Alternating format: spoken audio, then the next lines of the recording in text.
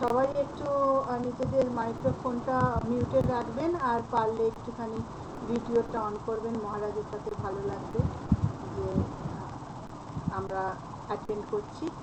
আচ্ছা, ঠাকুর মা স্বামীজি শ্রীচরণে আমাদের সবাইকার সাষ্টাঙ্গ প্রণাম জানিয়ে আমাদের আজকের জিজ্ঞাসুর অধিবেশন শুরু করছি। আজকে আমরা আমাদের মধ্যে পূজনীয় জ্ঞান সারানন্দজি মহারাজকে পেয়েছি। মহারাজ, সবাইকার তরফ থেকে আপনাকে সশ্রদ্ধ প্রণাম। মহারাজ মহারাজ এখন আপাতত জামশেদপুর রামকৃষ্ণ বিবেকানন্দ সোসাইটিতে আছেন। মহারাজের সম্বন্ধে একটু যেটুকু মহারাজ আমাকে বলেছেন সেটুকুই বলছি। মহারাজ 2004 সালে বেলুড় মঠে জয়েন করেন এবং 2005 থেকে 2008 পর্যন্ত উনি জামশেদপুর কেন্দ্রেই ছিলেন। তারপরে 2008 থেকে 2010 উনি ট্রেনিং সেন্টারে ছিলেন। তারপর 2010 থেকে আবার উনি এখানে জামশেদপুর সেন্টারেই আছেন। জামশেদপুর সেন্টারে মহারাজ 16টি স্কুল এবং তাতে 13,000 স্টুডেন্টস, তাদের দেখাশোনার ভার মহারাজের উপর। কাজী মহারাজ অত্যন্ত কর্মব্যস্ত, কিন্তু তার মধ্যেও মহারাজ রাজি হয়েছেন যে আমাদের আজকে শ্রী শ্রী রামকৃষ্ণ লীলা প্রসঙ্গ এই বইটা আমাদের সঙ্গে পাঠ এবং আলোচনা করবার জন্যে। সেই জন্যে আমাদের সবাইকার তরফ থেকে মহারাজকে অসংখ্য অসংখ্য ধন্যবাদ। আমরা আমাদের গ্রুপ সম্বন্ধে দুটো একটা কথা বলছি। আমাদের গ্রুপ হচ্ছে জিজ্ঞাসু গ্রুপ। আমরা 2023 সালের 30শে মার্চ, সেদিন রামনবমী ছিল, ওই দিন আমরা আমাদের এই একটা পাঠচক্র শুরু করেছিলাম, অনলাইন পাঠচক্র। সেখানে আমরা প্রধানত আমরা আমাদের স্কুলের সব বন্ধুরা মিলেই শুরু করেছিলাম এবং আমরা রামায়ণ দিয়েই শুরু করেছিলাম। পূজনীয় মুক্তিপ্রাণা মাতাজি রামায়ণ প্রসঙ্গ বইটা দিয়ে শুরু করেছিলাম। তারপরে আমরা আস্তে আস্তে এখন আমাদের এই পাঠচক্রটি যদিও খুব ছোট, কিন্তু আমরা সপ্তাহে 5 দিন সোম থেকে শুক্র আমরা মিট করি।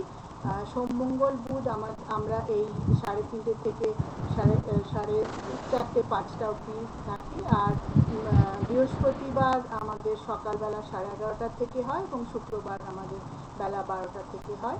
আমরা এক একদিন এক একটা বই, ঠাকুর মা স্বামীজির বই বা ভগবদ্গীতা এবং এরকম কিছু স্ক্রিপচার সবাই মিলে পড়ি।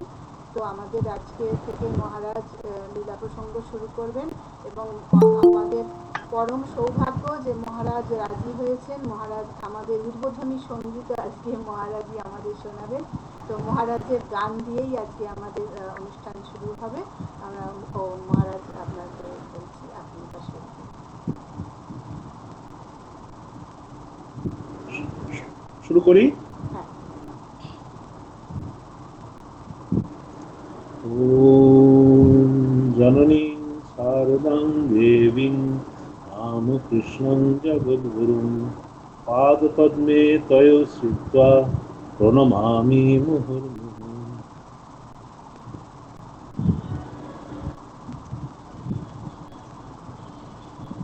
মায়ের মন্ত্র দিয়ে শুরু করলাম। কেন মায়ের মন্ত্র দিয়ে শুরু করলাম? ঠাকুরের বইয়ের কারণটা পরে বলবো। প্রথমে এই জিজ্ঞাসা গ্রুপের সকল সদস্যদের আমার আন্তরিক প্রীতি, শুভেচ্ছা ও নমস্কার জানাই। আমরা এই যে ধর্ম প্রসঙ্গ আজকে আমরা সবাই এখানে মিলিত হয়েছি, একটি ঠাকুরের একটি বড় একটি বিখ্যাত একটি বইয়ের এটা আমরা আলোচনা করব। এটা বন্ধ করব। তো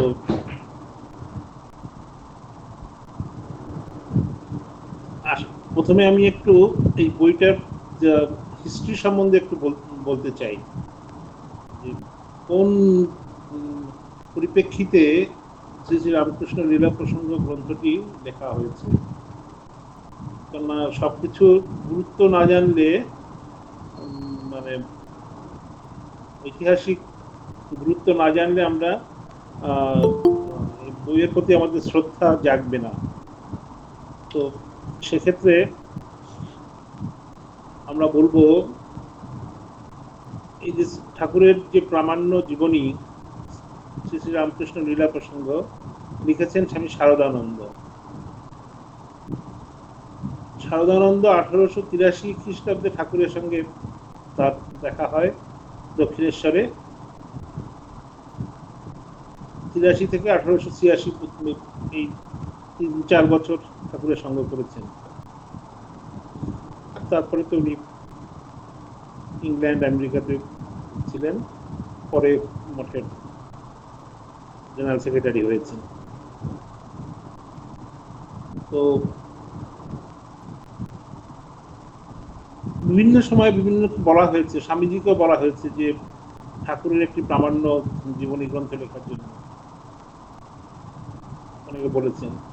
তো স্বামীজি বলছেন না না বাবা, ঠাকুরের সম্বন্ধে আমি লিখবো, শেষে কি শিব করতে গিয়ে কি বাদর তৈরি করব? কেউই ঠাকুরের সম্বন্ধে লেখার সাহস দেখায়নি। কিন্তু মাঝখানে কি হলো,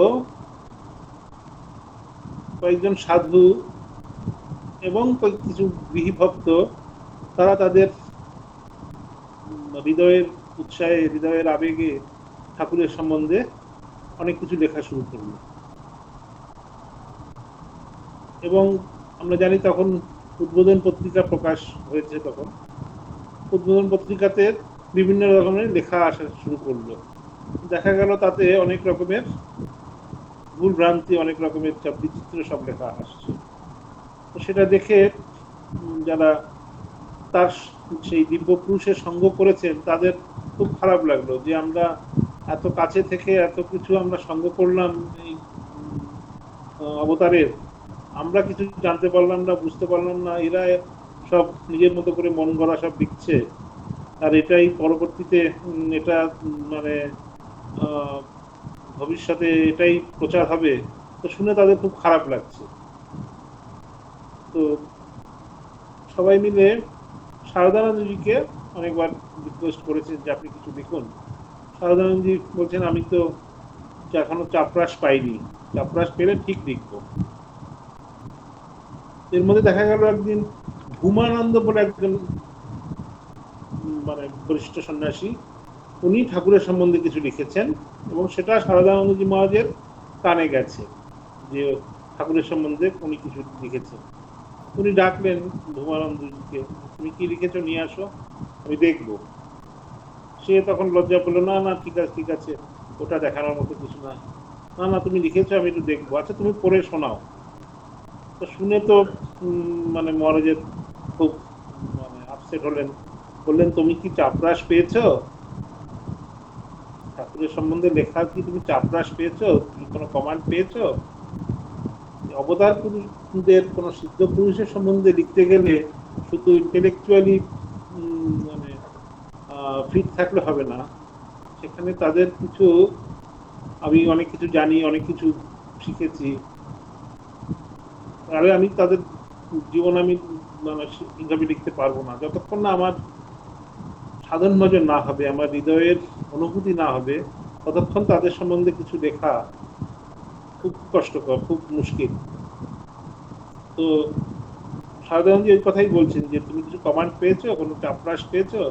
ঠাকুর বারবার বলতেন যে কোনো চাপরাশ না পেলে কোনো কাজ করা ঠিক না।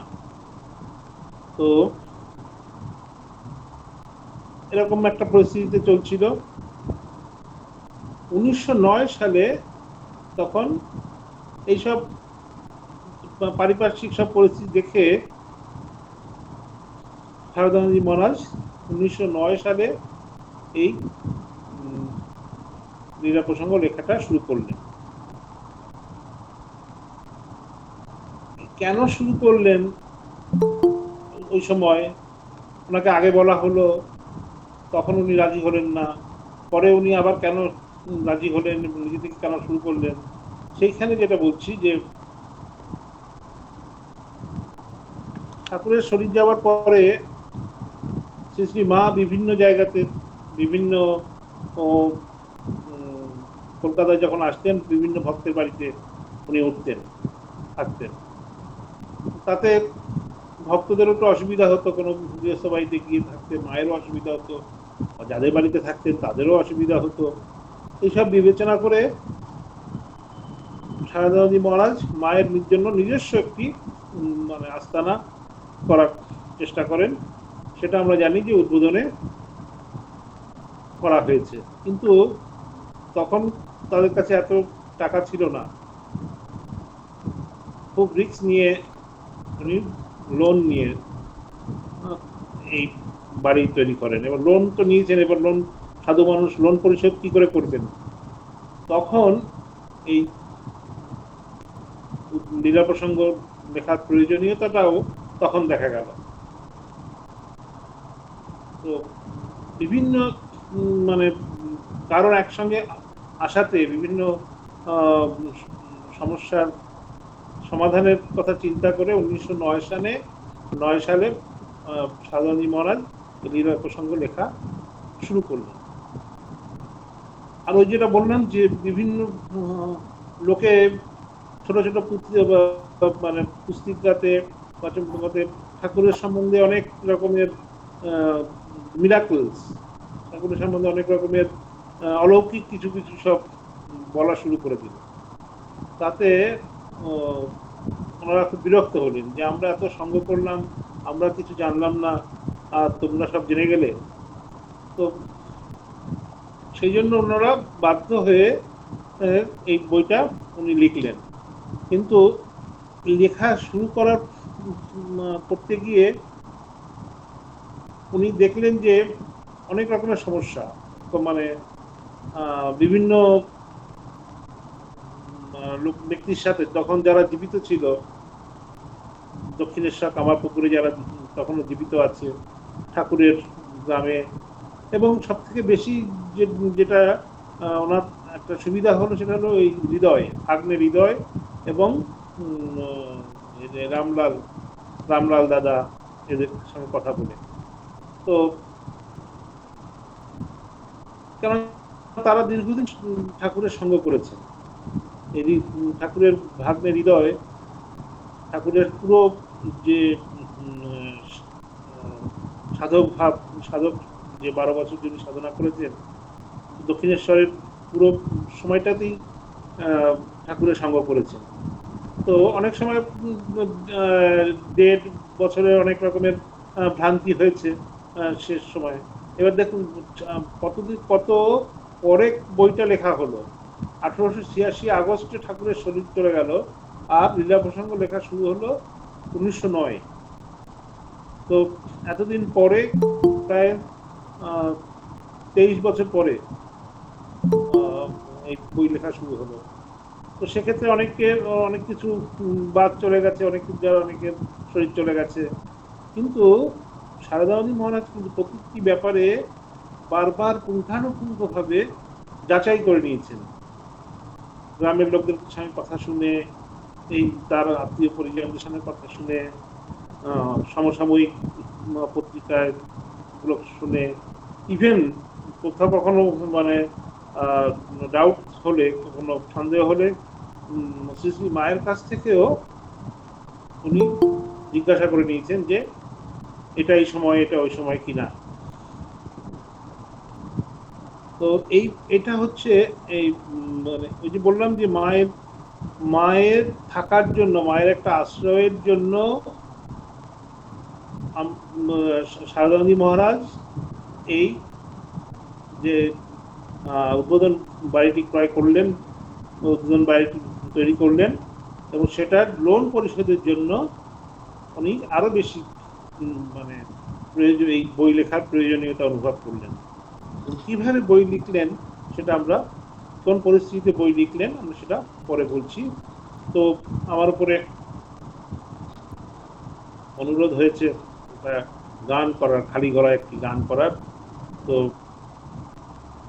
এখন একটি গান করার চেষ্টা করব, যদিও আমার গলা ততটা ভালো নয়, আর যন্ত্র এখানে নয়, এটা অফিসে বলছি। কারিগলাতে করব মায়ের একটি গান।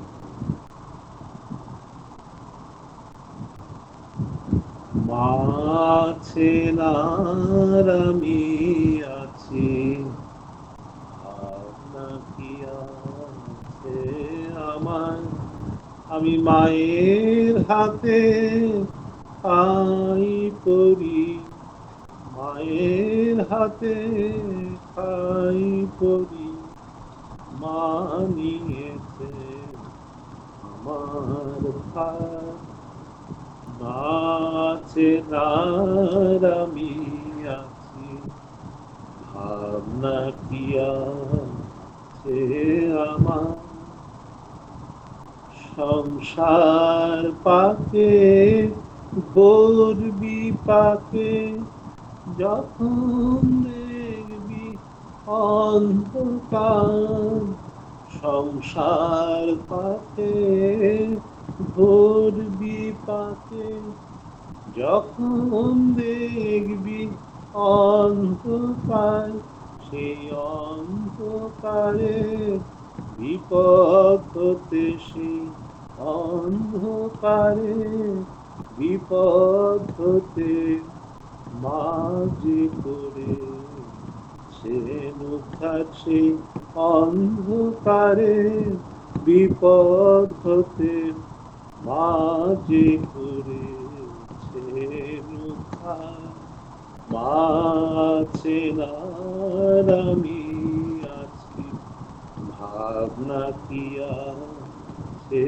আমার, ভুলে থাকি তবুও দেখি, বলে না মা একটি বার, ভুলে থাকি তবুও দেখি, বলে না মা একটি বার, স্নেহের আধার মা যে আমার, বড় স্নেহের আধার মা যে আমার, আমি যে মা, মায়া আমার স্নেহের আধার মা যে আমার, আমি যে মা, মায়া আমার, মা আছেন আর আমি আছি, ভাবনা কি আছে আমার,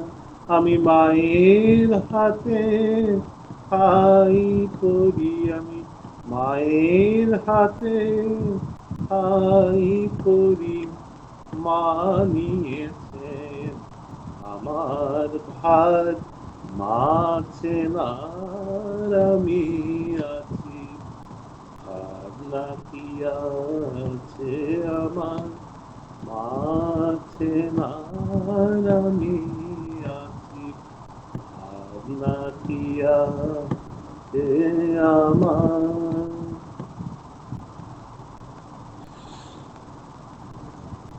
পরবর্তীতে যদি সুযোগ হয় হারমোনিয়াম বাজিয়ে শোনাবো। হ্যাঁ, অনেক অনেক অসংখ্য ধন্যবাদ মহারাজ, এত সুন্দর গান দিয়ে শুরু এগুলো তো এত ভালো হয় না, স্কেলটা ঠিক আসে না। এখন একটু পড়বো শারদানন্দজির লেখা। এই বইটা আমাদের যে কোনো বইয়ে আমরা শুরুটাতে পড়ি, শুরুতে পড়লে অনেক কিছু এর উৎসটা জানা যায়। শ্রী শ্রী রামকৃষ্ণ লীলা প্রসঙ্গ স্বামী শারদানন্দ, প্রথমেই দেখবেন কভার পেজের বাদিকে আছে রামকৃষ্ণ পদাশ্রিত পূজ্যপাদ স্বামী বিবেকানন্দের ধর্মপ্রচারের পর হইতে শ্রীরামকৃষ্ণ জীবন কথা জানিবার জন্য সাধারণের আগ্রহ দেখিয়া বর্তমানকালে অনেকে অনেক কথা তৎসম্বন্ধে লিপিবদ্ধ করিলেও ওই আলোক সামান্য জীবনের সহিত সনাতন হিন্দু বা বৈদিক ধর্মের যে নিগুড় সম্বন্ধ রহিয়াছে তাহা স্পষ্ট নির্দেশ করিয়া কেহই এ পর্যন্ত উহার অনুশীলন করেন নাই বলিলেও অত্যুক্তি হয় না। আরেকটি কথা আছে, এই যে লীলা প্রসঙ্গ, তো ঐতিহাসিক গুরুত্ব তো আছেই, এর ভাষাগত দিক থেকে বুঝতেই পারছেন এক একটা এমনও আছে যে একটা প্যারাগ্রাফ জুড়ে একটা বাক্য, একটা সেন্টেন্স, আর এই সাধু ভাষায় লেখা। আমি তো প্রথম যখন পড়েছি তখন মানে পুরো মানে বুঝতেই পারছি না কি বলতে চাইছেন। তো দু তিনবার না পড়লে এই যে মানে ক্লাসিক ল্যাঙ্গুয়েজ যেটা এই যে এটা বোঝা খুব মুশকিল। একে তো সাধু ভাষা, তারপরে এরকম একটা মানে ক্লাসিক্যাল একটা ল্যাঙ্গুয়েজ। তো সাধারণ আমাদের বাঙালিদের, যারা আমরা পুরো বাংলা ভালো জানি না, তাদের পক্ষে মানে মানে মানে অর্থ বোঝা খুব কষ্টকর।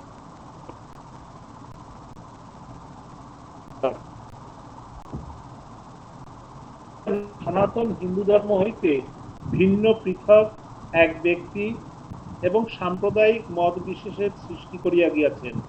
এইরূপ বিপরীত কারণই ওই সকল পুস্তক পাঠে মনে উদিত হইয়া থাকে। আবার ওই সকল গ্রন্থের অনেকগুলি ঠাকুরের জীবন আখ্যায়িকা সম্বন্ধে নানা ভ্রম প্রমাদপূর্ণ এবং অপরগুলিতে ওই সকল জীবন ঘটনার প্রকৃত অর্থ এবং পূর্বাপর সম্বন্ধেও পারস্পর্য লক্ষিত হয় না। সাধারণের তদ্ভাব কথঞ্চিত দূর করিবার জন্য ওই মহৎ উদার জীবন আমাদের নিকটে যেভাবে প্রতিভাত হইয়াছে এবং যে ভাব উপলব্ধি করিয়া শ্রী বিবেকানন্দ প্রমুখ আমরা ঠাকুরের শ্রীপাদপদ্মে জীবন উৎসর্গ করিয়াছি, তাহারই কিছু স্বামী বিবেকানন্দের পদানুগ হইয়া বর্তমান গ্রন্থে পাঠককে বলিবার প্রযত্ন করিয়াছি। স্বামী শারদানন্দ। যে পূর্বে কিন্তু ঠাকুরের সম্বন্ধে জানার বা শেখা করার কিন্তু অতটা মানে অনেকে হয়নি। যখন আমাদের স্বামী বিবেকানন্দ যখন ইংল্যান্ড আমেরিকাতে বক্তৃতাতে প্রকৃত সাফল্য লাভ করলেন এবং ওখানে উনি মাই মাস্টার বলে একটি বক্তৃতা দিয়েছিলেন, সম্ভব ইংল্যান্ডে হবে, মদীয় আচার্যদেব বলে এটা ট্রান্সলেট হয়েছে। তো ওইটা জানার পরে সবার ঠাকুরের সম্বন্ধে কৌতূহল বাড়লো, জানার আগ্রহ বাড়লো এবং বিভিন্নভাবে পত্রপত্রিকা বই পুস্তিকা বেরোনো শুরু হলো। কিন্তু সেটা এত মানে মানে ভুল ভ্রান্তি হলো এবং সনাতন হিন্দু ধর্মকে রক্ষা করবার জন্যই যে ঠাকুরের আবির্ভাব হয়েছে, কোন পরিপ্রেক্ষিতে যে আমরা পরিপ্রেক্ষিতে ঠাকুরের আবির্ভাব হয়েছে, আবির্ভাবের যে মানে ব্যাকগ্রাউন্ডটা কি, সেটা আমরা যখন বইটা পড়বো তখন জানবো। কিন্তু সেই ব্যাকগ্রাউন্ডটা, সেই যে তাৎপর্যটা কিন্তু ওইনারা তুলে ধরেননি, যে সনাতন ধর্মকে রক্ষা করবার জন্যই ঠাকুরের আবির্ভাব। ওরা দেখিয়েছেন যে নতুন একটি সম্প্রদায়, সন্ন্যাসী সম্প্রদায় একটু ভাব প্রচারের জন্যই ঠাকুরের আবির্ভাব হয়েছে। তো সেটা বিপরীত একটি বার্তা চলে যাচ্ছিল। সেই জন্য এনারা যারা অবতারের সঙ্গী, যারা পার্শ্বদ, তারা এই বইটি লেখার প্রয়োজনীয়তা অনুভব করছিলেন। তো এরপরে আর একটু আমরা পড়ব ভূমিকা। ঈশ্বর কৃপায় আবির্ভাব প্রয়োজনের সহিত রামকৃষ্ণদেবের বাল্য জীবনের সবিস্তার বিবরণ প্রকাশিত হইল। নানা লোকের মুখ হইতে তাহার ওইকালের ঘটনাসমূহ অসম্বন্ধভাবে শ্রবণ করিয়া আমাদিগের চিত্তে যে চিত্র অঙ্কিত হইয়াছে, পাঠককে তাহার সহিত পরিচিত করিতেই আমরা ইহাতে সচেষ্ট হইয়াছি।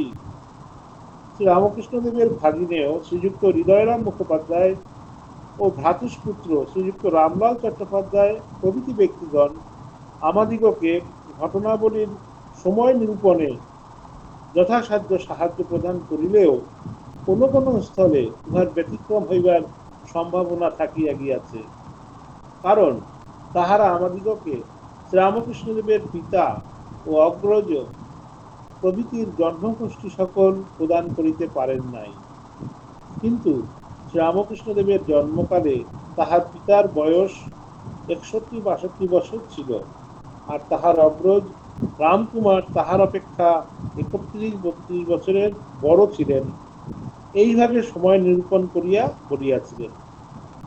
সে যাহা হোক, শ্রীরামকৃষ্ণদেবের জন্ম সম্বন্ধে যে সন ও তারিখ আমরা গ্রন্থে লিপিবদ্ধ করিলাম, তৎসম্বন্ধে যে কোনো ব্যতিক্রমের সম্ভাবনা নাই, ইহা পাঠক মহাপুরুষের জন্মকথা নামক এই গ্রন্থের 5ম অধ্যায় পাঠ করিয়া নিঃসংশয়ে বুঝিতে পারিবেন।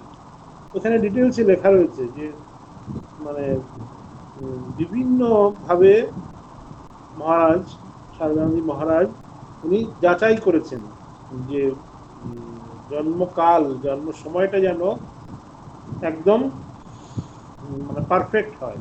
বিভিন্ন অ্যাঙ্গেল থেকে যাচাই করে পরীক্ষা করে উনি ওই মহাপুরুষের জন্মকথা এই উনি লিখেছেন, যাতে ওর মধ্যে মানে একদম 99% একদম অথেন্টিক হয়, কোনো সন্দেহ না থাকে।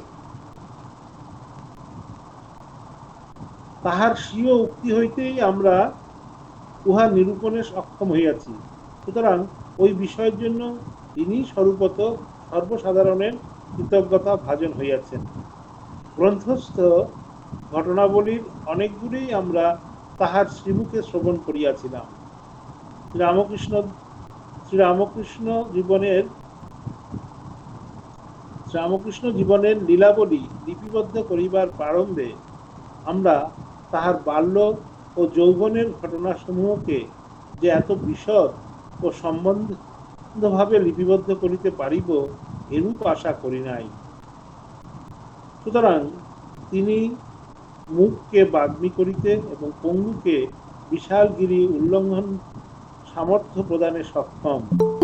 একথা একমাত্র তাহার কৃপাতেই উহা সম্ভবপর হইল ভাবিয়া আমরা তাহাকে বারংবার প্রণাম করিতেছি। উপসংহারে ইহাও বক্তব্য যে পাঠক বর্তমান গ্রন্থ পাঠ করিবার পরে সাধক ও গুরুভাব গ্রন্থ পাঠ করিলে শ্রীরামকৃষ্ণদেবের জন্মকাল হইতে সন 1287 সাল বা ইংরেজি 1861 খ্রিস্টাব্দ পর্যন্ত তাহার জীবন ইতিহাস ধারাবাহিকভাবে লিপিবদ্ধ দেখিতে পাইবেন। এটি প্রণত গ্রন্থকাল। এইবার আমরা আস্তে আস্তে মূল বিষয়ে ঢুকব। কিন্তু এখানে কি কথা মানে বলা আবশ্যক যে এই যে সারদানন্দজি মহারাজ বা অন্যান্য পার্শ্বদের ঠাকুর বিভিন্ন সময় ওনার নিজের জীবনের কথা বলতেন।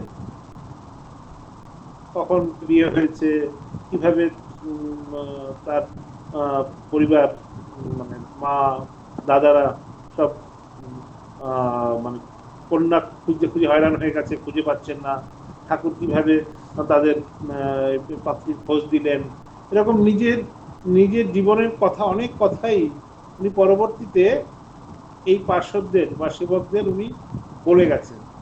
তাতে কি হয়েছে, যারা তার সঙ্গ করেছেন এই মানে হৃদয় ভাগ্নে হৃদয় মানে ভাতুষপুত্র রামলাল দাদা এবং অন্যান্য পার্শ্বদ যারা আমাদের শরৎ মহারাজ, স্বামীজি মহারাজ, সবাই তারা তাদের বারবার শুনে শুনে ওঠা মানে ঠাকুরের মুখের কথা শুনে তাদের হয়েছে যে হ্যাঁ ঠাকুর তো বলেছিলেন এই সময় ওনার বিয়ে হয়েছিল, হ্যাঁ তাহলে মিলে যাচ্ছে, সময়টা মিলে যাচ্ছে।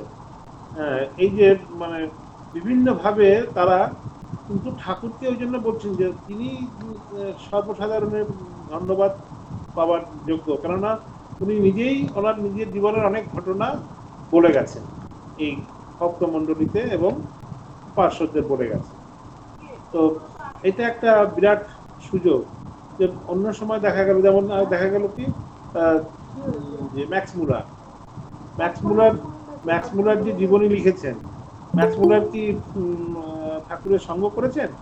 ম্যাক্স মুলারকে সারদানন্দজি মহারাজ সমস্ত ডাটা সরবরাহ করেছেন, সমস্ত কিছু বলেছেন, স্বামীজির সাথে আলোচনা করেছেন, স্বামীজির কাছ থেকে অনেক ইনফরমেশন পেয়েছেন, সারদা নদীর কাছ থেকে ইনফরমেশন পেয়েছেন, পেয়ে উনি একটি ওটাকে ইলাবোরেট করে একটি একটু লিখেছেন, একটা বই লিখেছেন। তো সেই বইটি বেশি অথেন্টিক হবে না আমাদের যিনি মানে অবতারের সঙ্গ করেছেন তার সবসময় তার সাথে রয়েছেন, সেই গুরু যিনি সেবা করেছেন তার লেখাটা আরো বেশি অথেন্টিক হবে।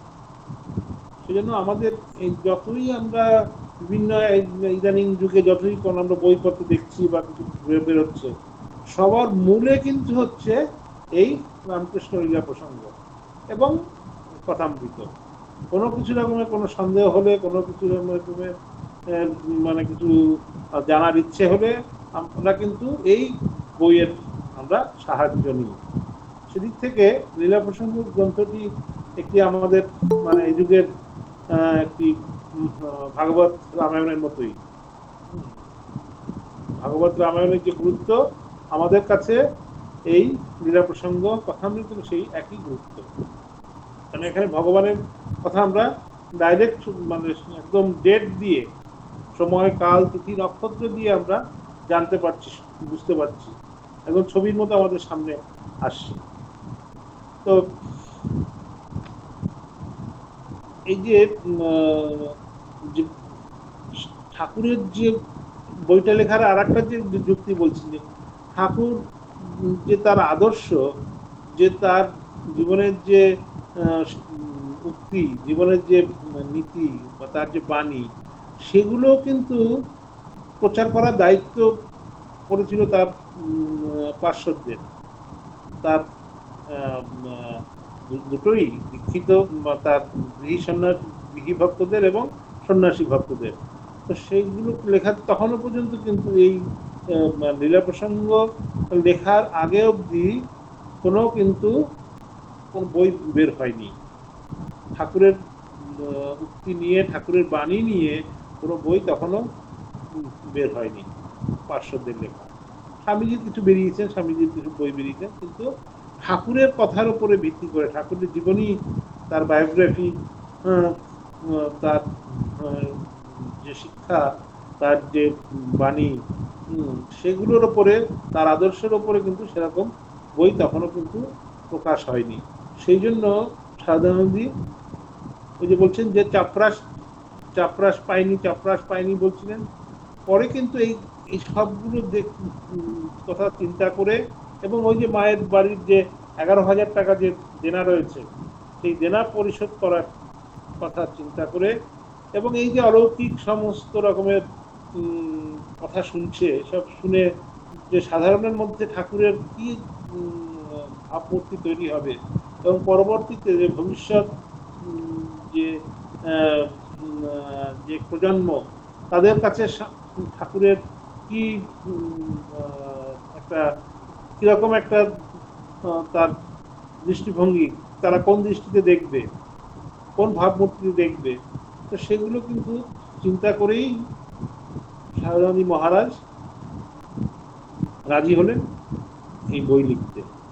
এবং স্বামী বিজ্ঞানানন্দী মহারাজ বলছেন যে উনি ভোরবেলাতে খুব জপ ধ্যান করে, গঙ্গা স্নান করে, জপ ধ্যান করে, একদম ঠিক করে উনি অনেকক্ষণ ধরে জপ ধ্যান করার পরে বই লেখা শুরু করলেন।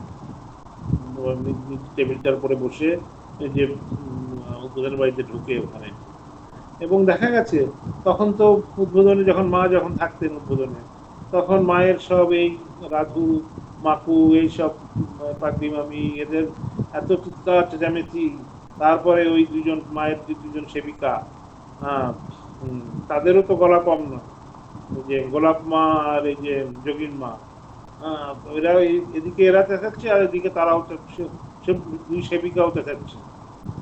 তো বলছে আবার, এই তোরা এত চেঁচামেচি করছিস, তোদের কি কোনো ভয় ডর নেই? এদিকে মা এখানে অসুস্থ, মা এখানে করছে, ওদিকে শরৎ মহারাজ এখানে বই লিখছেন, তোদের কি কোনো কাণ্ডজ্ঞান নেই? বলে আরো চিৎকার, গন্ডগোলের মাত্রা আরো নিজেরা আরো বাড়িয়ে দিচ্ছে। তো পরে যখন শরৎ মহারাজকে জিজ্ঞাসা করছেন, আচ্ছা মহারাজ আপনি এই মধ্যে এই চিৎকার, এই হট্টগোল, এই মানে পাগলামির ভেতরে আপনি কি করে এত বড় একটা বই লিখলেন, এত একটা মহৎ বই?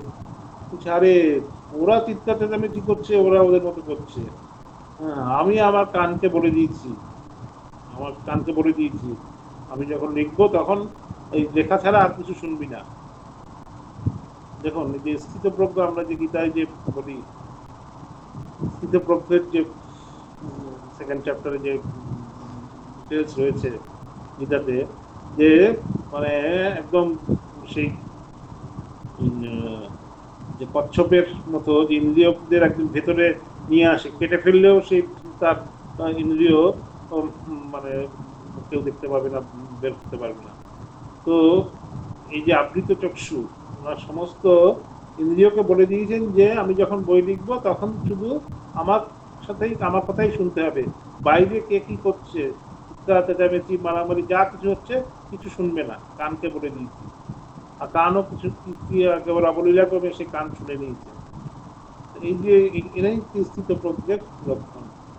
বলছেন যে উনি মানে যখন আমেরিকা থেকে এলেন, ওখানে এত বড় বিশাল উনি সাফল্য পেয়েছিলেন, কিন্তু যে লিডার লিডার যে স্বামীজি তাকে পাঠালেন, আবার স্বামীজি যখন ওখানে করতে পারছেন না, লেকচার দিতে গিয়ে এরকম হাত নাড়াচ্ছেন, এ করছেন, হাতে পরে বাড়ি দিচ্ছেন, কতভাবে মানে লেকচার দেওয়া শেখালেন, শিখিয়ে সে যখন একদম সাফল্যের যখন একদম শীর্ষে, তখন ঝট করে ডাকলেন, চলে আয় ধরো এখানে, চলে এখানে দায়িত্ব নিতে হবে। অন্যরা বলবে না আমি এখন এখানে ঠিক আছি, আমি এখানে এখন সাকসেসফুল, আমি এখানে খুব নাম যশ আমার হয়ে গেছে, এখন এই সময় আমার যাওয়া সম্ভব না। কিন্তু ওই একদম দলপতির লিডারের একদম আদেশ পেয়ে সাথে সাথে উনি পত্রপাঠ চলে এলেন, এসে এই রামকৃষ্ণ সংঘের ভার গ্রহণ করলেন এবং এই বই লিখলেন।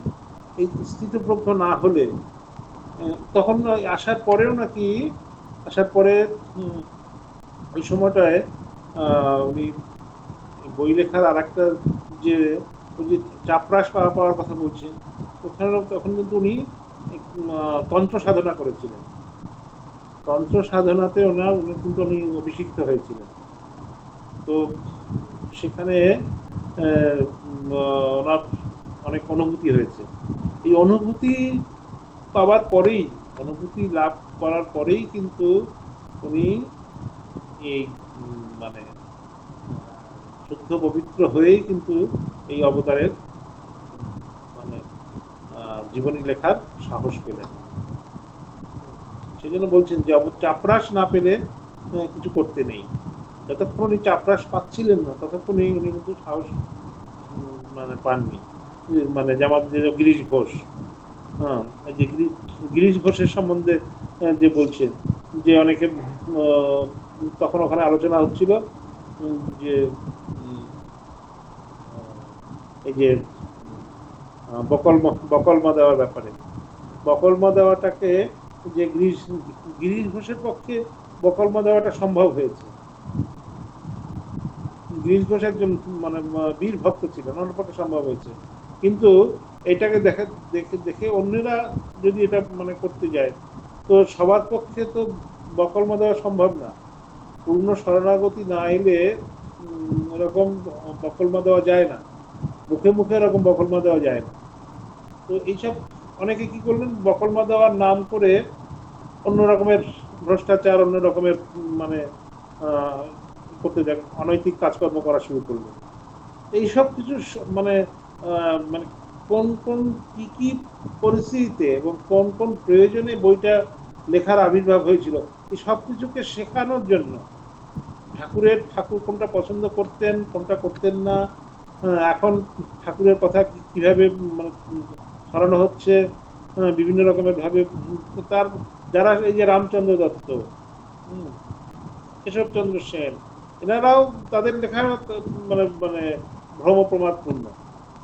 তারাও নিজেদের যতটুকু যারা বুঝেছে, তাদের বোঝার ইয়ে থেকেই তারা ওইভাবে, আর নিজের গুরুকে মহিমাময় প্রকাশ করার জন্য তারা অনেক রকমের অলৌকিক কথা, অনেক রকমের মিরাকল যেটা ঠাকুরের জীবনে ওটা দেখিয়ে দিলেন, কিন্তু পার্শ্বদরা কিন্তু এটা মেনে নিলেন না।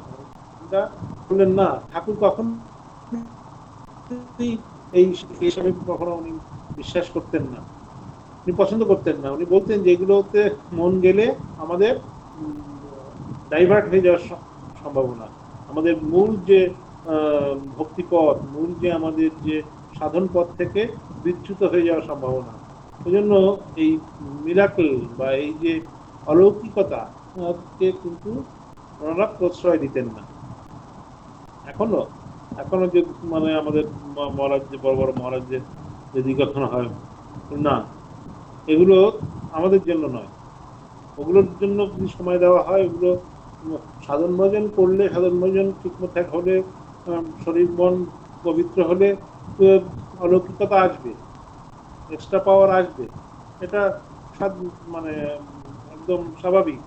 কিন্তু ওইটার দিকে যদি আমার মন চলে যায়, ওটার দিকে যদি আমার উৎসাহ বেড়ে যায়, তাহলে আমি কিন্তু সাধন পথ থেকে আমার যে মূল যে উদ্দেশ্য ভগবান লাভ করা, সেটা কিন্তু থেকে আমি বিচ্যুত হয়ে যাব। এই জন্য বারবারই ঠাকুর আমাদের কথামৃতে পড়লেও আমরা দেখি আমাদের কিন্তু সাবধান করে গেছেন। তো এরকম অনেক রকমের ঐতিহাসিক যে গুরুত্ব ছিল এই বইটি প্রকাশ করার। তো সেখান থেকে কিন্তু আমরা, আমার মনে হয় পরের দিন শুরু করলে ভালো হবে নাকি?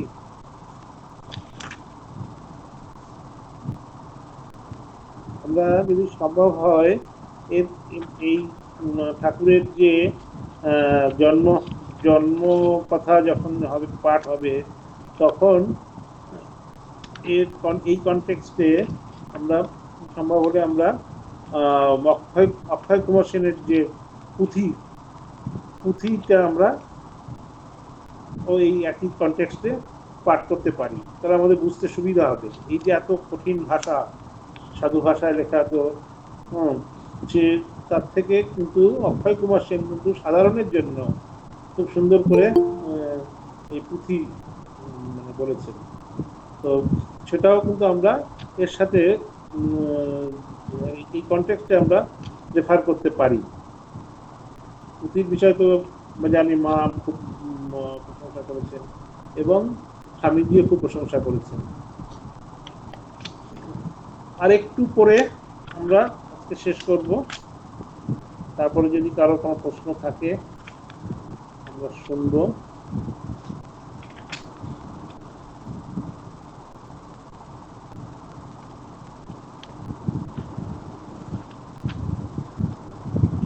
শ্রী শ্রী রামকৃষ্ণ লীলা প্রসঙ্গ, পূর্ব কথা ও বাল্য জীবন, অবতারণিকা।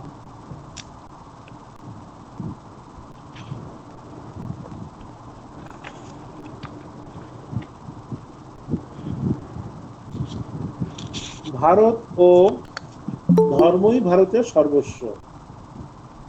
ভারত ও তদিতর দেশসমূহের আধ্যাত্মিক ভাব ও বিশ্বাস সকল তুলনায় আলোচনা করিলে উহাদিগের মধ্যে বিশেষ প্রভেদ উপলব্ধি হয়।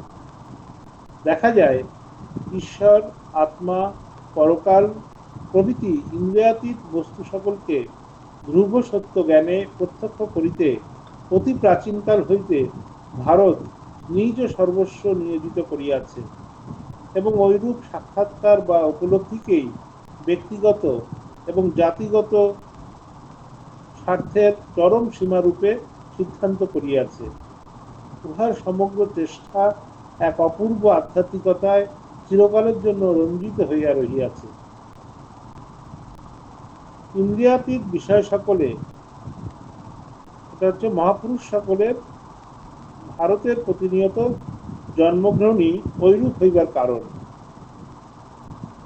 কেন মহাপুরুষরা বারবার শুধু ভারতেই জন্মগ্রহণ করছে? কেন সেই রাম থেকে শুরু করে, কৃষ্ণ থেকে শুরু করে, শ্রীকৃষ্ণ আমাদের চৈতন্য মহাপ্রভু থেকে শুরু করে রামকৃষ্ণ, তার পরবর্তীতে অন্যান্য, কেন সব মানে এখানেই কেন জন্মগ্রহণ করছে? এই যে বলছি যে প্রত্যেকটা পেছনের যে ঐতিহাসিক গুরুত্বটা সত্যি জানবার।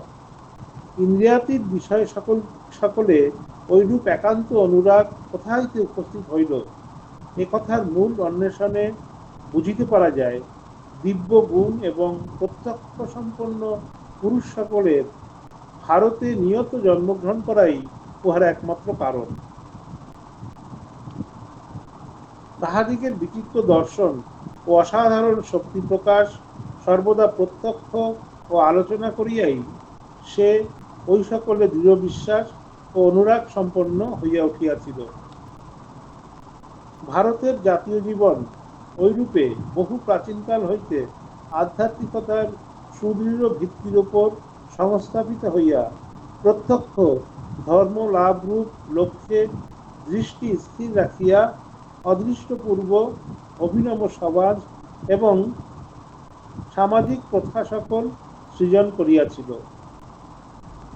জাতি এবং সমাজস্থ প্রত্যেক ব্যক্তি নিজ প্রকৃতিগত গুণাবলম্বনে দৈনন্দিন কর্ম সকলের অনুষ্ঠানপূর্বক ক্রমশ উন্নীত হইয়া যাহাতে চরমে ধর্মলাভ বা ঈশ্বরকে সাক্ষাৎ করিতে পারে, ভারতের সমাজ একমাত্র সেই দিকে লক্ষ্য রাখিয়া নিয়ম এবং প্রথা সকল যন্ত্রিত করিয়াছিল।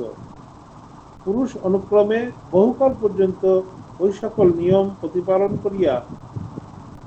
প্রতিপালন করিয়া আসাতেই ভারতে ধর্মভাব সকল এখনো এতদূর সজীব রহিয়াছে এবং তপস্যা সংযম ও তীব্র ব্যাকুলতার সহায়ে প্রত্যেক ব্যক্তি যে জগৎকারণ ঈশ্বরকে প্রত্যক্ষ করিতে এবং তাহার সহিত নিত্য যুক্ত হইতে পারে, তাহাতে প্রত্যেক নরনারী একথায় এখনো দৃঢ় বিশ্বাসী হইয়া রহিয়াছে।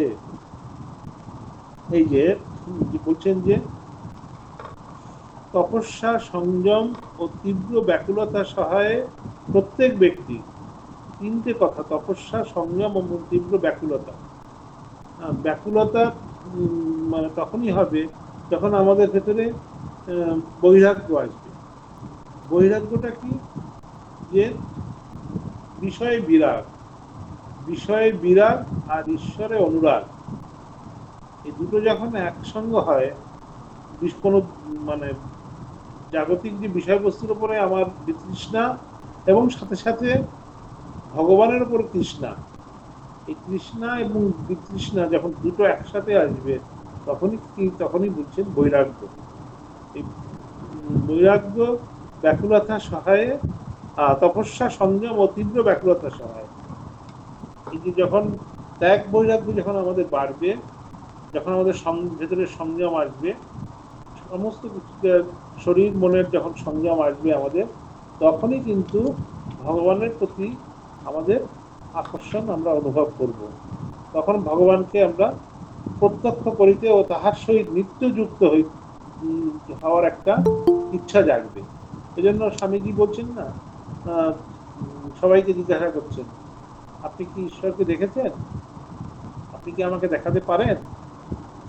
সবাইকে মানে একই কথা জিজ্ঞাসা করছে, কিন্তু কেউই একদম মানে দৃঢ়ভাবে বলতে পারছেন না, হ্যাঁ আমি দেখেছি, তোমাকে যেমন দেখছি তার থেকেও স্পষ্টভাবে দেখেছি, এবং তুমিও দেখতে পারো, তোমাকেও দেখাতে পারি বা তুমিও দেখতে পারো। এই কথাটি কিন্তু ফার্স্ট ঠাকুর বলেছেন স্বামীজিকে, এবং সেই জন্যই কিন্তু ঠাকুরের প্রতি স্বামীজির এত অগাধ বিশ্বাস, শ্রদ্ধা, আনুগত্য। তো এই যে ত্যাগ তপস্যার জীবন, এটা কিন্তু এই আমাদের এই ভারতের এই অঞ্চলেই কিন্তু বেশি দেখা যায়, অন্য অন্য অংশে ততটা শোনা যায় না। যার জন্য বলছেন যে মহাপুরুষ সকলের ভারতে প্রতিনিয়ত জন্মগ্রহণই ঐরূপ হইবার কারণ। শুধু মহাপুরুষরা কেন ভারতেই জন্মগ্রহণ করেন, তো এটার একটা কারণ উনি ব্যাখ্যা করেছেন। আর বলছেন ঈশ্বরের প্রত্যক্ষ দর্শনের পরের দিন হবে। আজকে ঐতিহাসিক পটভূমিকাটা আলোচনা করতে অনেক টাইম চলে গেছে। আমাদের পাঠও করতে হবে এবং পাঠের সাথে সাথে একটু ব্যাখ্যাও করতে হবে, না হলে শুধু পাঠ করে গেলাম ভালো লাগবে না। আর এর যে সমসাময়িক যে যে ঘটনাগুলো আছে সেগুলো আমরা এর পরের দিন আমরা আরো আলোচনা করব। তো এখন যদি কারোর কোনো প্রশ্ন থাকে, যদি কোনো কেউ প্রশ্ন করতে চান তো করতে পারেন।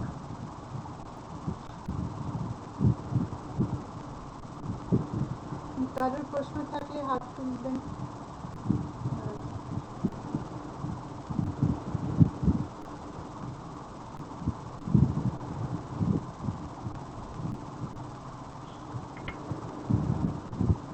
আমার কথা শোনা গেছিল? কথা মানে বোঝা যাচ্ছে তো? যদি ভালো করে শোনে কেউ তাহলে প্রশ্ন আসবে, না শোনে তাহলে প্রশ্ন আসবে না। ওই জন্য শোনাটা খুব জরুরি। প্রশ্ন বা কমেন্ট কেউ যদি কিছু করতে চান তাহলে করতে পারেন।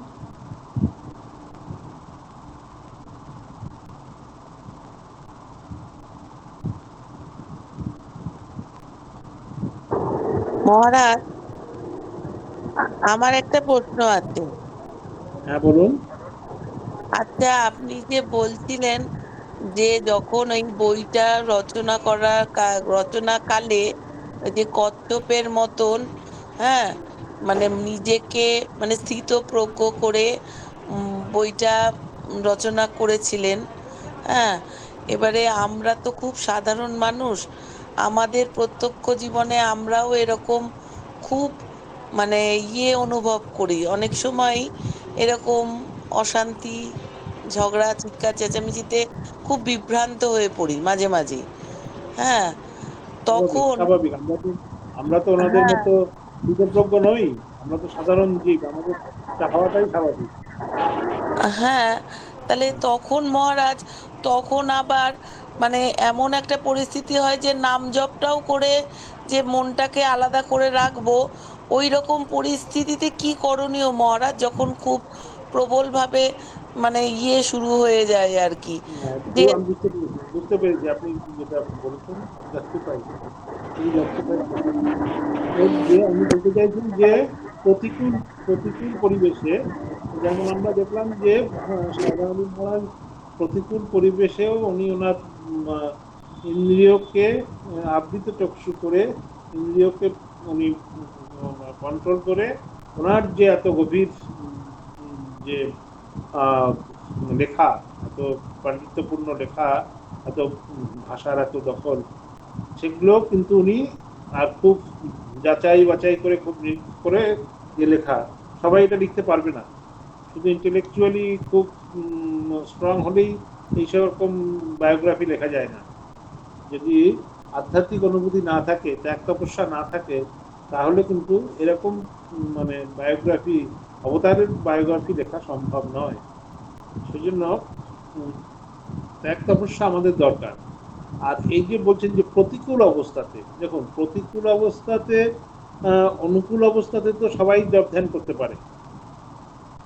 সে ঠাকুরের কথা আছে না, সন্ন্যাসী ওরা তো মানে জপ ধ্যান করবেই, ওরা তো জপ ধ্যান করার জন্যই ঘর বাড়ি ছেড়েছে, এতে আর বাহাদুরি কিসের।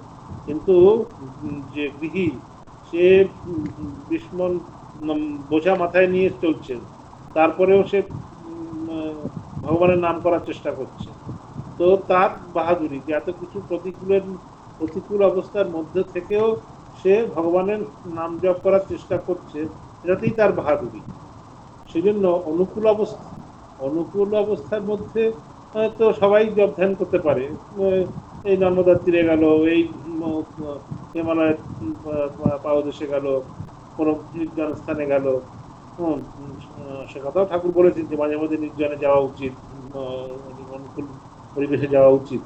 কিন্তু সবসময় তো আমাদের পক্ষে অনুকূল পরিবেশ পাওয়া সম্ভব নয়, নির্জন বাস করা সম্ভব নয়।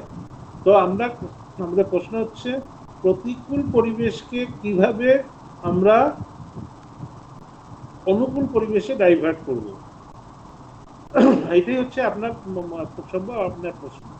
তো হ্যাঁ, এটাই হ্যাঁ, এটাই তো প্রশ্ন। হ্যাঁ, সেটার জন্য কিন্তু ওই যে বললাম, ওই জন্য আপনাকে কিছু ত্যাগ স্বীকার করতে হচ্ছে, ত্যাগ স্বীকার করতে হবে, তপস্যা, সংযম, কিছু আপনাকে সাধন ভজন করতে হবে, যে জগৎ জগতের মতো চলবে, জগৎ জগতের মতো চলবে, আর আমি আমার মতো চলবো। আমি জগৎকে চেঞ্জ করতে পারবো না, আমি জগৎকে চেঞ্জ করতে, যে প্রেমেশানন্দজির বই, প্রেমেশানন্দজির বইগুলোতে পড়বেন, প্রেমেশানন্দজি বলছে যে জগৎকে কেউ চেঞ্জ করতে পারেনি। রাম এসেছিল, পারেনি। কৃষ্ণ এসেছিল, পারেনি। মহাপ্রভু এসেছিল, পারেনি। ওই একজন দুজন জগাই মাদাইকে পেরেছে, সবাইকে পারেনি। ঠাকুর এসেছিলেন, ঠাকুরও পারেননি, সব মানে সবাইকে মানে চেঞ্জ করতে পারেননি। তো জগৎকে আমরা চেঞ্জ করতে পারি না, আমরা আমাদের নিজেদেরকে চেঞ্জ করতে পারি। মনে আছে, এখন এই মুহূর্তে মনে পড়ে গেল প্রেমেশানন্দজির কথা বলে। প্রেমেশানন্দজি যে সেবক ছিলেন হচ্ছে আমাদের বর্তমান ভাইস প্রেসিডেন্ট মহারাজ সুইতানন্দজি মহারাজ। তো উনি আমাদের বলছিলেন একটা মিটিংয়ে, বলছিলেন যে এরকম আমরা দেখি, আমরা বলি যে মহারাজ এরকম এই যে চারিদিকে বিশৃঙ্খলা, এই যে সমাজের চারিদিকে এরকম হচ্ছে, বা অনেক সময় আমরা আশ্রমেও দেখি এ কি হচ্ছে, কেউ কথা শুনছে না, কেউ করছে না, উৎসবাদিতে সবাই মানে একটা বিশৃঙ্খল ভাব। তো বলছে, আরে এটা আমাকে প্রেমেশানন্দজি মহারাজ বলছেন। প্রেমেশানন্দজি মহারাজকে আমরা যখন এরকম ওনাকে বলতে গেছি যে মহারাজ আগে কত সব কিছু ভালোভাবে হতো, এখন তেমন হচ্ছে না, সবাই কাজকর্ম ঠিক মতো করছে না, মানে অতটা দায়িত্ব নিয়ে কাজকর্ম করছে না, আগে যতটা করতো। এরকম সব না না না না সব নেগেটিভ বলে যাচ্ছে, মানে সমস্ত মানে আপনার আপনার প্রতিকূল অবস্থাগুলো সব বলে যাচ্ছে। তো মানে প্রেমেশানন্দজি বলছেন এই সুইতানন্দজি মহারাজকে, আচ্ছা আচ্ছা ঠিক আছে ঠিক আছে ঠিক আছে, বুঝেছি আর বলতে হবে না, তোর ইয়ে আছে, তো খাওয়া হয়েছে? না, হয়নি। যা, ওখান থেকে কিছু খাবার নিয়ে এসে বস, বসে জপ ধ্যান কর, পরে খেয়ে নিবি, বা খেয়ে নিয়ে জপ ধ্যান করবি। ও কি হচ্ছে না হচ্ছে, কি হলো না হলো, তোরা তো মাথা ঘামাতে হবে না, ওর জন লোক আছে, ও তো বুঝবে। তো সেই জন্য মানে প্রতিকূল যে অবস্থাটাকে আমরা চেঞ্জ করতে পারবো না, সেটা করতে গেলে আমাদের সময়, এনার্জি আমাদের ওটা নষ্ট হয়ে যাবে। আমরা কি করতে পারবো, আমরা আমাদের শরীর মনকে কন্ট্রোল করতে পারবো, যে আচ্ছা ওটা কি হচ্ছে, যখন ঝগাঝাটি করছে কি করছে, আমারও তো ইনভলভ হওয়া দরকার নেই। আমি একটু মন ঠান্ডা করে করবো। যত আমরা নিজেদের গুটিয়ে আনবো বাইরের পরিবেশ থেকে আমরা নিজেদের, যে বলছে আবৃত চক্ষু, মানে আমাদের মানে মনটাকে শরীর, আমাদের ইন্দ্রিয়া দিকে ভেতরের দিকে নিয়ে আসবো, যে আমি এই পরিস্থিতির মধ্যে মানে অ্যাটাচড হব না, ও চলতে থাকবে, চলবে। আমি এর থেকে ডিটাচড হয়ে, সম্পূর্ণ মানে অনাসক্ত হয়ে, সম্পূর্ণ অনাসক্ত হয়ে আমি আমার শরীর মনকে মানে একদম উইথড্র করে নেব, নিয়ে আমার যে সাধন ভজন, আমার যে সাধ্যায়, আমার যে প্র্যাকটিস, স্পিরিচুয়াল প্র্যাকটিস যেটা আমরা, সেইটাতে আমি মন দেবো। তাতে কিন্তু আমার লাভ হবে, আমার অহেতুক আমার এনার্জি নষ্ট হবে না, কে কি করলো না কি হলো তার পেছনে আমার হবে না, আমার সময়ও নষ্ট হবে না, আমার এনার্জিও নষ্ট হবে না। আমি ওই মানে বলছে না, ঠাকুর বলছেন যে মোড়টা ঘুরিয়ে দাও।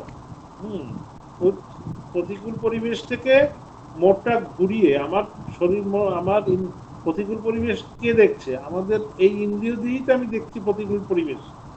এই সেই ইন্দ্রিয়টাকেই আমি ডাইভার্ট করে আমি আমার ভেতরে নিয়ে আসি, না তুমি ইন্দ্রিয়, তুমি কান, তুমি মন, তুমি ওর সাথে অ্যাটাচ হবে না, তুমি আমার শরীর মন, আমার ইন্দ্রিয় আমার কন্ট্রোলে থাকবে, ওটার থেকে ডিটাচ করো, আমার সাথে অ্যাটাচ করো করে জোর মানে পূর্বক ফোর্সফুলি আমাদের নিয়ে আসতে হবে। নিয়ে এসে আমাকে সাধন ভজন করতে হবে। একটু সাইড হয়ে গেলাম, একটু আলাদা জায়গায় গেলাম, একটু যে রুমে বেশি কোলাহল হচ্ছে বা সে চলে গেলাম, বা যে জিনিসে সমস্যা বেশি হচ্ছে সেই জিনিস থেকে নিজেকে সরিয়ে নিলাম। এগুলো আস্তে আস্তে যদি আমরা প্র্যাকটিস করি, আমার বললেন না এটা হয় না, আপনি সাধু মানুষ, আপনি এরা বলে দিলেন না তো একবার জলের মতো হয়, আমরা তো সংসার করি, আপনি তো জানেন না সংসারে কি অবস্থা। বুঝি সংসারে সমস্যা আছে, কিন্তু আপনি যদি চেষ্টা করেন 1% 1% করে যদি চেষ্টা করা যায়, তাহলে নিশ্চয়ই সম্ভব। ওই যে বলছেন না যে মানে প্র্যাকটিস, অভ্যাসের দ্বারা কি না মানে সব অসম্ভবকে সম্ভব করা যায়। আর তার কাছে প্রার্থনা করতে হবে যে আমাকে ঠাকুর, আমাকে এই সংসারের এই প্রতিকূল পরিবেশ থেকে তুমি আমাকে রক্ষা করো, আমি যেন এর মধ্যে না জড়াই। হ্যাঁ, আমি যেটা সার বুঝেছি, সেই সার যেটা বুঝেছি আমি যেন তাতে আমার জীবনটা লিখতে থাকতে পারি। তুমি আমাকে সাহস দাও, শক্তি দাও। যে সাধারণ মহারাজ বললেন না, ওনারা এখন শুরু করলেন তখন ভাবতে পারেননি যে এতটা ডিটেলসে ওনারা লিখতে পারবেন। এতটা ডিটেলসে ওনারা সেই ঠাকুরের কবে জন্ম হয়েছে, তখন উনি কে স্যাঙাত ছিল, কার সাথে খেলেছেন, কি হয়েছে, কে ধনিমা ধনিকামান ছিলেন, এত ডিটেলস ওনারা যে মানে যে ইনফরমেশনগুলো সেগুলো যেন ওরা কালেক্ট করতে পারবেন, ওনারা কখনো ভাবতে পারেননি। কে কার হয়েছে যে মুকাম করতি বাঁচালাম, উনি ঠাকুরই নিজেরটাকেই আমাদের শক্তি দিয়েছেন, যোগাযোগ করিয়ে দিয়েছেন, ব্যবস্থা, অনুকূল ব্যবস্থা করিয়ে দিয়েছেন এগুলো করার জন্য।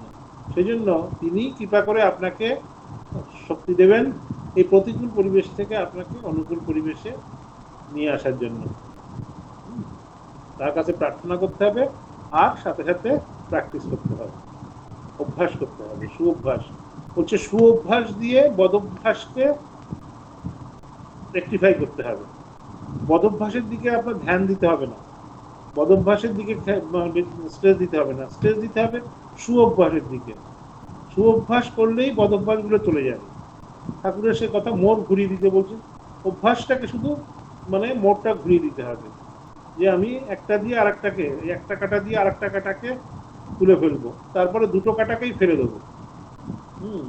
প্রথমে একটা অভ্যাসের মধ্যে খারাপ অভ্যাসটাকে হাঁটানোর জন্য একটা সুঅভ্যাস তৈরি করতে হবে। সুঅভ্যাস যেমন আমাদের এই সময়টা কি হতো, এই সময়টা আমরা ঘুমোতাম, ঘুমোতাম, কিন্তু আজকে কি হলো, আজকে ঘুম পাচ্ছিল, মাঝে মাঝে একটু চা খাচ্ছি, তো কি হলো না, একটু স্মরণ মরণ হলো, একটু মানে পড়াশোনা হলো, একটু ধর্ম প্রসঙ্গ হলো, এটা হলো, আমারও হলো, আপনাদেরও হলো, এটাই লাভ। তো এই যে একটা যে মানে তামস ভাবকে, ঘুমিয়ে থাকলাম তামস ভাব, সেটাকে ডাইভার্ট করলাম কি দিয়ে, সাত্বিক ভাব দিয়ে, একটা ধর্ম প্রসঙ্গ আলোচনা করলাম, একটা সদ্গ্রন্থ পাঠ করলাম, সাধু সঙ্গ করলাম, ভক্ত সঙ্গ করলাম। তো একটাকে মানে মার্চ করে ডাইভার্ট করে আর একটাকে দিয়ে করতে হবে, মানে সুঅভ্যাসটাকে হাঁটানোর জন্য সুঅভ্যাস আমাদের গ্রহণ করতে হবে। এরকম করতে করতে অভ্যাস করতে করতে করতে করতে হয়ে যাবে। আশা করি আপনার প্রশ্ন পেয়েছেন। হ্যাঁ মহারাজ, প্রণাম মহারাজ। খুব আর সুন্দর। কোনো প্রশ্ন আছে? আর কোনো প্রশ্ন আছে? আমাদের এই ক্লাসটা তো মানে মাসে 2 বার করে হবার মতো এখন ঠিক হয়েছে। হ্যাঁ, দুটো করা যেতে পারে। হ্যাঁ, দুটো করা যেতে পারে। তো তাহলে কি 28 তারিখে হবে না একেবারে আগস্ট মাসের মানে 28 তারিখে আমার একটা অন্য একটা জায়গায় পাঠ আছে, অন্য একটা জায়গাতে আছে। তাহলে আপনি বলেছিলেন যে প্রথম আর তৃতীয় সোমবার হবে। হ্যাঁ, তো ওই মানে যে 28 তারিখটা বাদ দিয়ে, 28 তারিখটা বাদ দিয়ে পরের এটা করে দিলে হবে। আগস্ট মাসের 4 তারিখ। 4 তারিখে, হ্যাঁ হ্যাঁ ঠিক আছে, তাহলে আমাদের আবার পরের দিন আমরা 4 আগস্ট আবার। আচ্ছা, আমাদের এই টাইমটা এরকম একই থাকে মহারাজের এই হ্যাঁ। ক্লাসটা 3:30 থেকেই হবে, আর আমাদের লিঙ্ক ওই একই থাকে। তো আপনারা আপনাদের সবাইকে কাছে অনুরোধ যে আপনারা আবার পরের দিন ক্লাসে অবশ্যই জয়েন করবেন 3:30-র সময় এই সেম লিঙ্কে। আর আবার লিঙ্ক পাঠিয়ে দেব, কিন্তু তাও যদি আপনাদের এই লিঙ্কটা যদি সেভ করে রাখেন তাহলে এই লিঙ্কেই আবার জয়েন করতে পারবেন। ঠিক আছে মহারাজ, অনেক অনেক অসংখ্য ধন্যবাদ। Thank you. আমরা অনেক দিন মহারাজ ধরে আমার এসেছিলাম। আমার সাষ্টাঙ্গ প্রণাম প্রণাম মহারাজ। জানালাম মহারাজ। প্রণাম মহারাজ, খুব ভালো লাগলো। হ্যাঁ প্রণাম প্রণাম মহারাজ। বললেন, ভালো লাগলো। প্রণাম মহারাজ। আমারও খুব ভালো লাগলো সৎপ্রসঙ্গ করে। আপনাদের সবাইকে ধন্যবাদ। আবার আমরা পরে মিলিত হব সৎপ্রসঙ্গে। ওম শান্তি শান্তি শান্তি। হরি ওম তৎসৎ। শ্রীরামকৃষ্ণার্পণমস্তু। ঠিক আছে, জয় মা।